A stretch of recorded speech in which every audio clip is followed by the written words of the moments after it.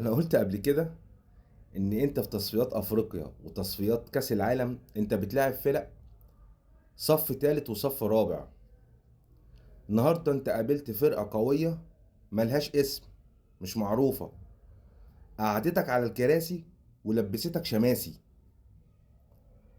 فرقة مش معروفة، فرقة قوية، فرقة منظمة، فرقة بتعرف تطلع بالكورة، فرقة مفيش مش باص اللي حاجة بسيطة. كسبتك في الشوط الاول جابت جونين، وجت في الشوط التاني بقى سابتك بقى اعمل اللي انت عايزه، هرتل وخرف وغير اعمل نفسك فيه. انا خلاص انا خلصت الماتش اصلا من الشوط الاولاني. وبعدين هتقولي ده ماتش تجربة.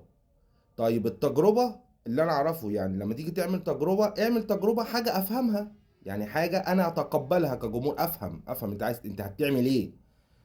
انت ملاعب لي محمد حمدي سيرد باك ليه؟ هو مفيش مدافعين بره؟ طب عايز تفهمني ان محمد حمدي مثلا احسن من ياسر ابراهيم في الدفاع؟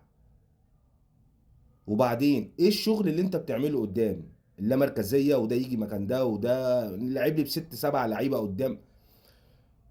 هو انت جوارديولا؟ هي اللعيبه ديت اللي انت بتلعب بيها دي هتعرف تطبق اللي انت عايز تقوله ده او الفكر ده؟ مفيش الكلام ده.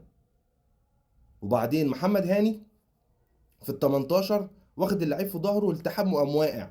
هو انت نسيت ان انت بتلعب في منتخب مصر النهارده؟ ده مش الاهلي الحكم هيصفر لك ضربة جزاء على طول. حد بقى يفكره بس والنبي. ده احنا يعني مفروض والله العظيم كروش ده لما مشي ده احنا نتأسف له. ده هو صح واحنا غلط. هو كان صح والله واحنا غلط. الراجل كان بيلعب بأربعة تلاتة تلاتة فلات، كان قافلها واقعي. قال لك يا باشا ده احنا بنهاجمه يا باشا، احنا اللعيبه اللي انتوا بنلعب بيها دي احنا بنلعب على قد امكانياتنا، دي الطريقه اللي تناسبهم وده الشغل اللي انا اقدر اعمله. وصل نهائي افريقيا خسر وبتاع، بس كان في دفاع، كان في لعيبه، كان في طريقه، كنا فاهمين على الاقل ايه اللي بيعمله. انما انا ما ده انت لسه هتقابل بقى فرق في افريقيا. ضيف بقى اللي انا قلته مهاره بقى كمان، فانت هتتروق.